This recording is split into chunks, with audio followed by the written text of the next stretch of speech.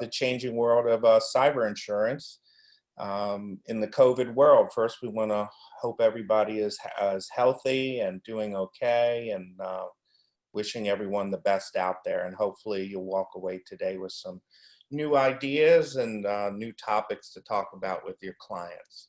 So with that, Ellie, I'll let you get started.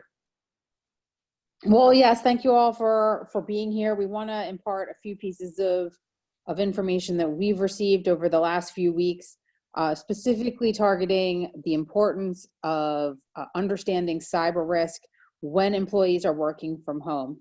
You'll see the quote on your screen, and the general consensus is this.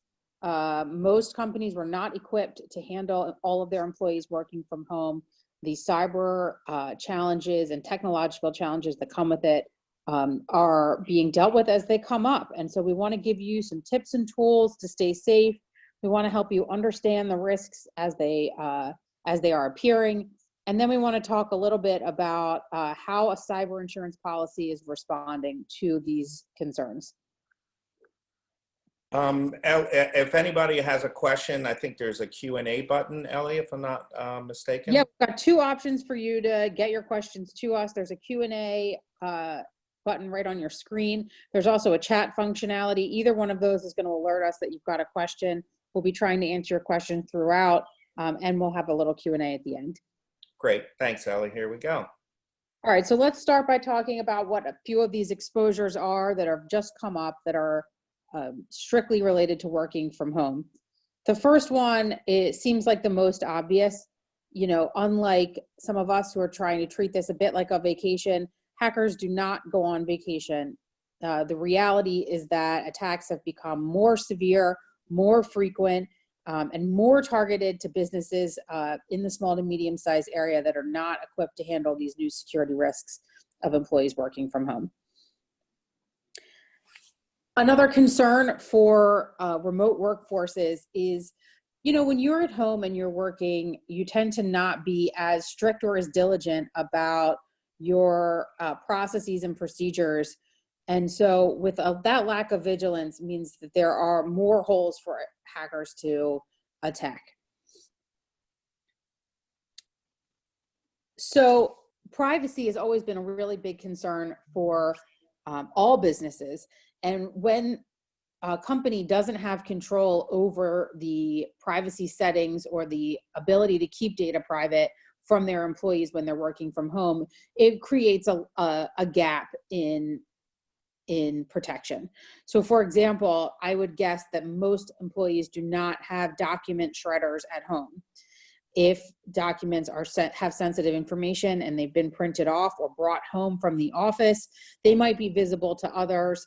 And that's one issue. The second issue, of course, is that when you're on your work computer in the physical office, there are many privacy controls in place, whether it be pop-ups that prevent you from going to what appear to be fraudulent or dangerous websites, to not allowing you to access things like social media or inappropriate content that can oftentimes be accompanied by viruses or malicious code.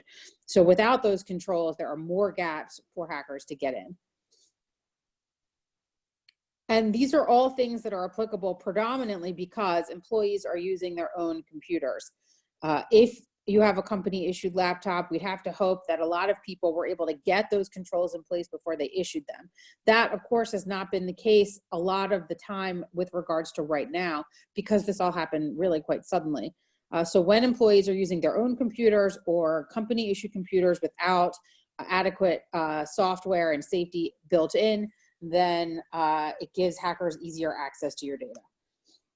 Now, another good one is that security software is inconsistent. Imagine you have an antivirus on your computer. Now, what you might not realize is your work computer probably has something similar, but it's set to run automatically, usually at given times, or there's a certain amount of control where when you're in the office and it comes up that you're going to run that check. If you're not doing that at home, again, it's leaving your computers vulnerable. Finally, and I talk about this a lot, software updates are incredibly important because what they are doing is finding vulnerabilities and security issues and patching them in real time. And when employees are not required or it doesn't automatically update each and every piece of software on your computer, then it's leaving gaps and things like that. And the same thing is true of an unsecure Wi-Fi network. And with all of these issues that we've discussed, without the proper oversight or rules to be enforced by a company, there's really no way to keep employees in check with regards to this stuff. Great, Ellen. And finally? Oh yeah, finally, look, IT staff are also working from home right now. And every time there's an issue or a vulnerability, it's difficult. They're very overworked. They are struggling to get everybody's businesses completely remote. And so what we're going to do next is talk about some tips and tricks that you can pass along to your clients to maybe help them with that issue. But before we do that, I just want to point out a few pieces of data with regards to why this is so important. So before the coronavirus, and this is all data from before, and it's worse now, 94% of all malware is delivered via email. You have no idea how much malware you've put on your own computer just by opening what appear to be innocuous emails. Phishing attacks, which are often email-based as well, account for more than 80% of security incidents. We can talk ad nauseum about phishing attacks and how they are the root cause of so many cyber breaches. But know that there's really not much you can do save educating employees to prevent these from happening.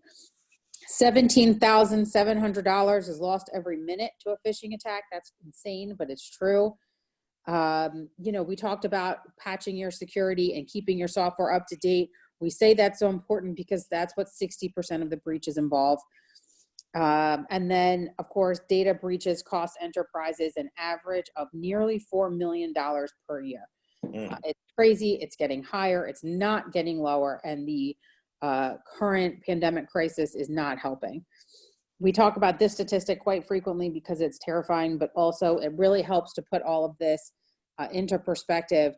Ransomware attacks occur every 14 seconds. Now, we might think because we're all remote now that those would be less severe. We have found that that's actually not true.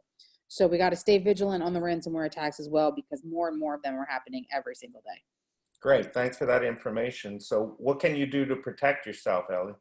So we've come up with a list of some general things that we think would be helpful to pass along to customers to make them understand some of the things that they can do to really keep their businesses more secure.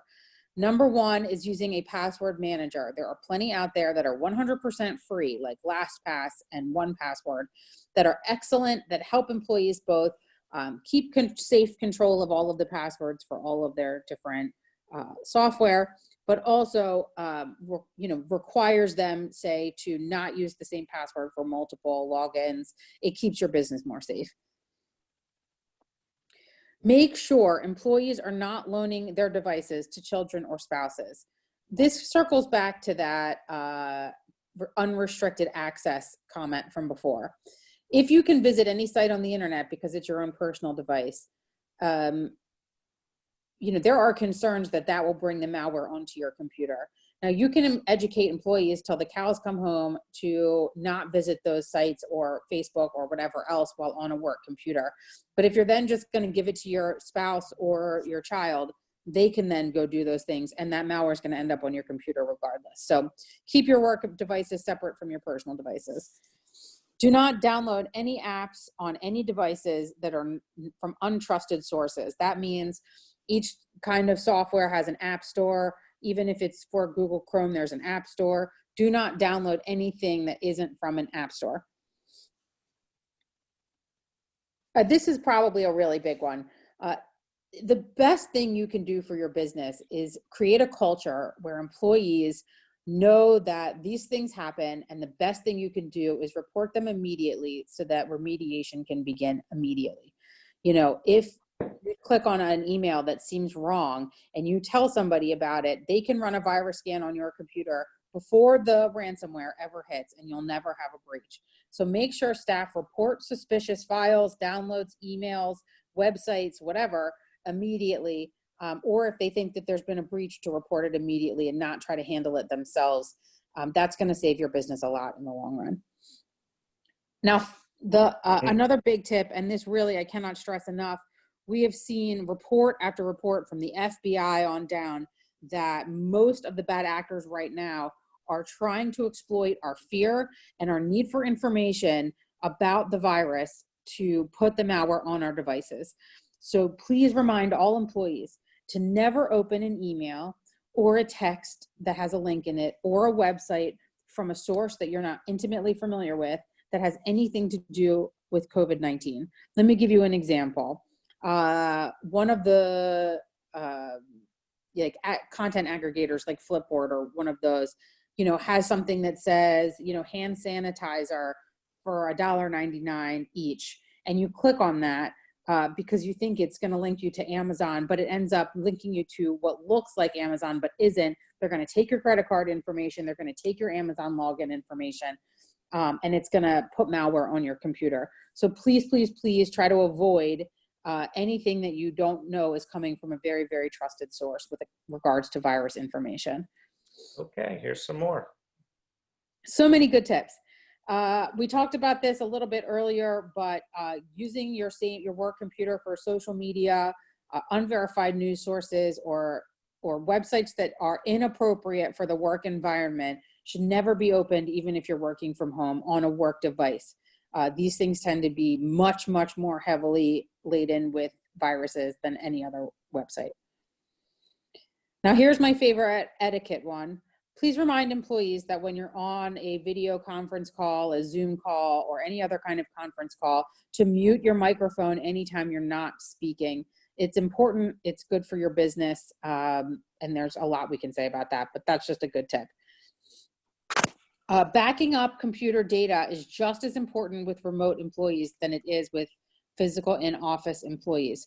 So if anybody's working remotely, make sure that employers are providing them with a safe and secure way to back up their information every day. You don't want your data to just end up on all your employees' home device desktops.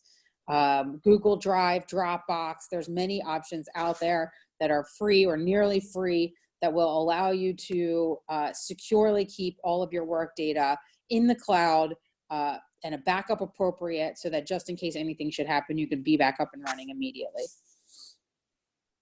And then finally, I just want to stress this one more time. Please remind staff to not open emails or links or texts or anything or websites with information about the virus if they don't know or really know or verify that source. Okay. All right, so now we've discussed some of the perils. We've discussed some tips to keep people safe. We're not saying that these are new risks. We're saying that the existing risks are now more than ever likely to occur because of this.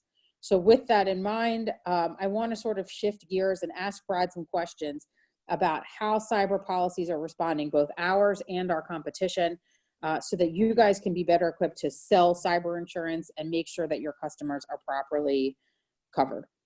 Great. All right. What's covered when working from home?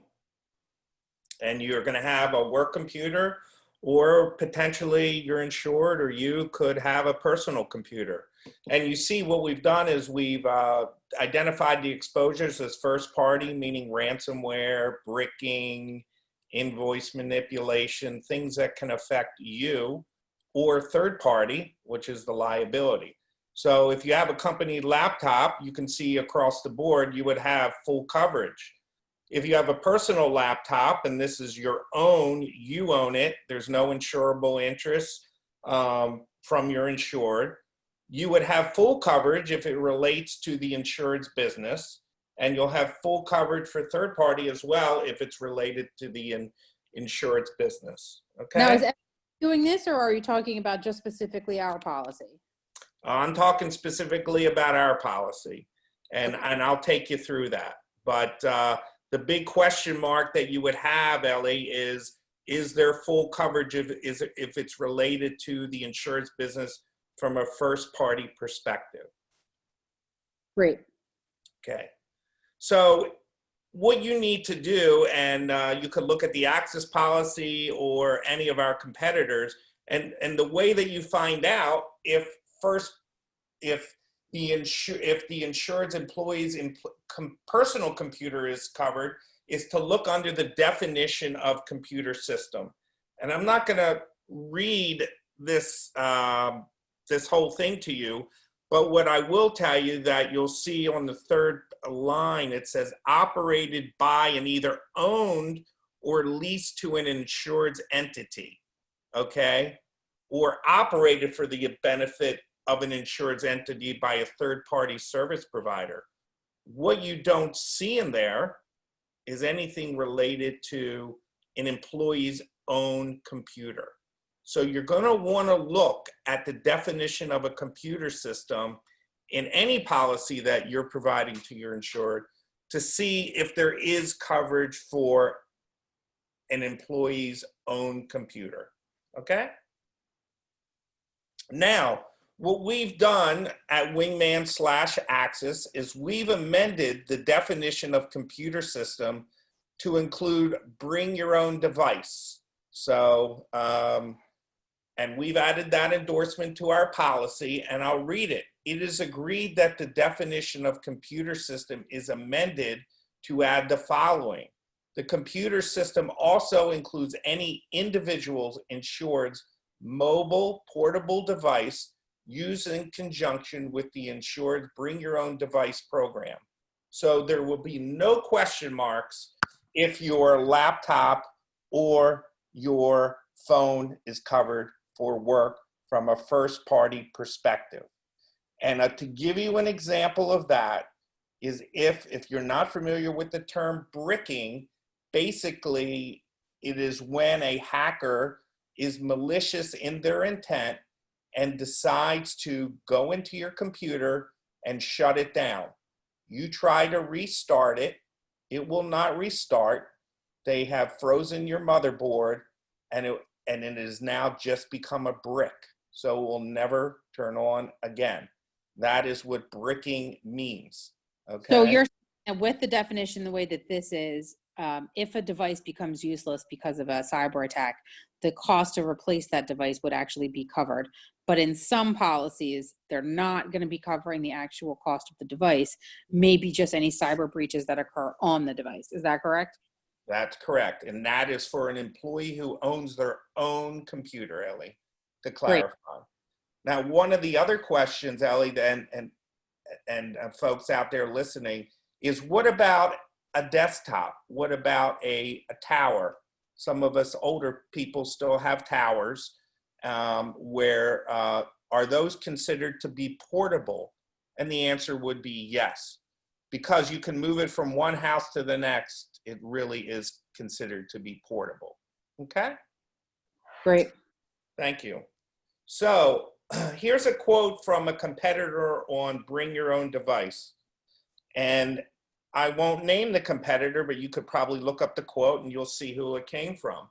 One cost that is sometimes covered in a cyber policy is replacement cost for hardware that is completely ruined by a cyber attack or a bricked in IT speak, and I just defined what bricking is.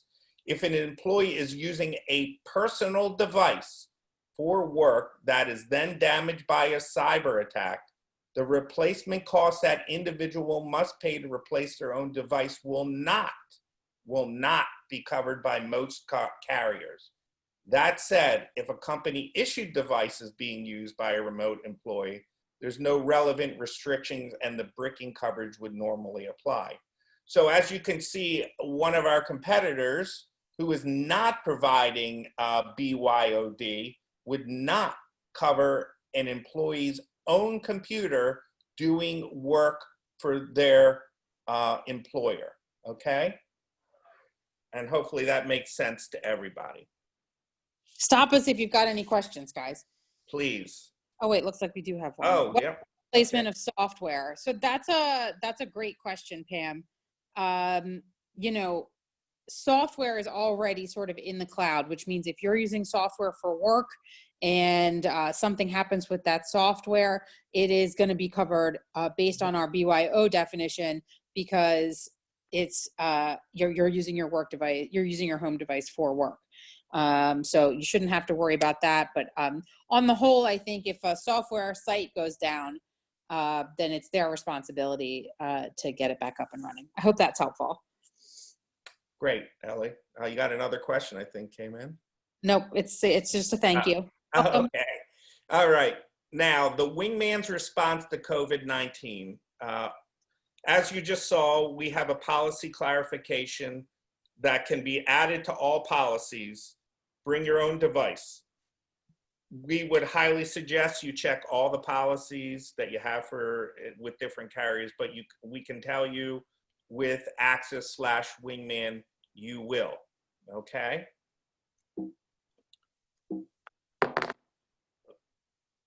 We also have added installments on all accounts, regardless of premium size.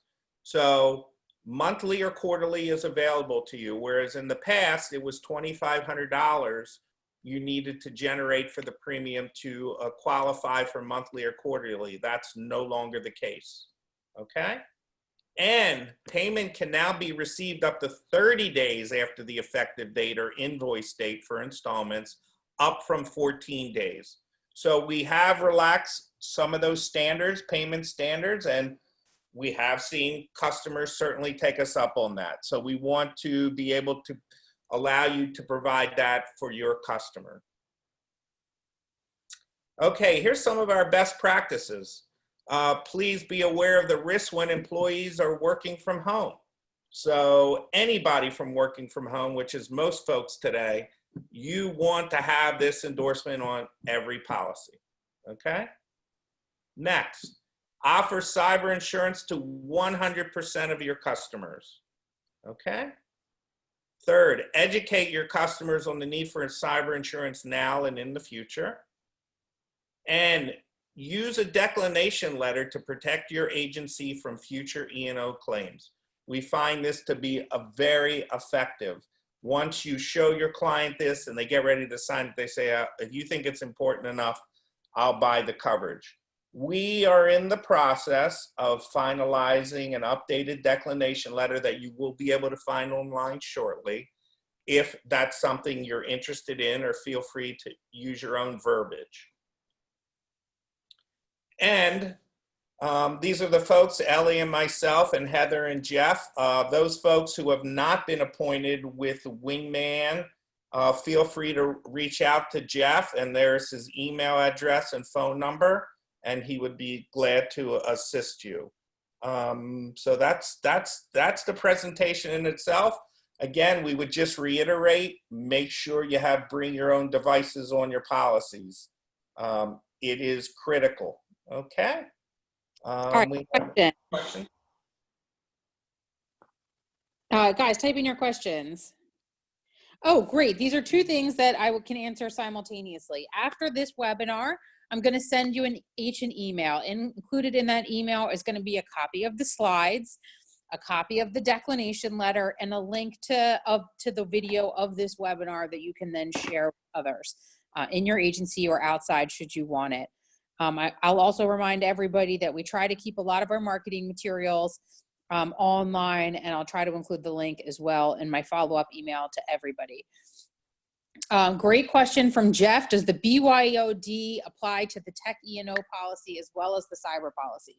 The answer to that, Jeff, is yes. We have a separate form that we add to the tech policy than we add to the cyber policy. But if an agency asks us to add the endorsement to every single one of their existing policies, if they have any tech policies now or in the future, it will include that form. Yeah.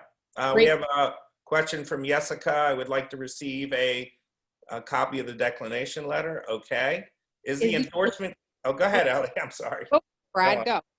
Is Jessica, great question. Is the endorsement free? Yes, it is. Yes, it is. Free. Yes. We are considering it clarification of existing coverage. The way that the wording that Brad read out earlier about, if your device is being used for the insured entity's work, technically employees are part of the insured entity. And so if they own their computer, the intent was always there to cover it. So this is more of a clarification. So 100% free. Don't worry about that at all. Now, we are adding it to all new and renewal accounts. It was what, beginning in March? Yeah, March 20th. March 20 what? 5th. Right, March 25th. If you want it on your prior renewals, please just send a note to us in the chat box on our platform, and we'll be glad to do it. Correct, Ellie? That's it. Just log into the Wingman site for existing policies and request it, and we'll be happy to add it. Yeah. Can we answer any other questions? We have any other questions? That's Okay. it. We thank you for your time, and we wish everybody well. And any way that any of us can help you, please let us know. Or if you're looking for an appointment, I know a few of you that are online that are not signed up with Wingman yet, feel free to reach out to Jeff, and he'll be glad to help you out. Thank you, everyone. Stay safe. Stay safe. Thank you very much.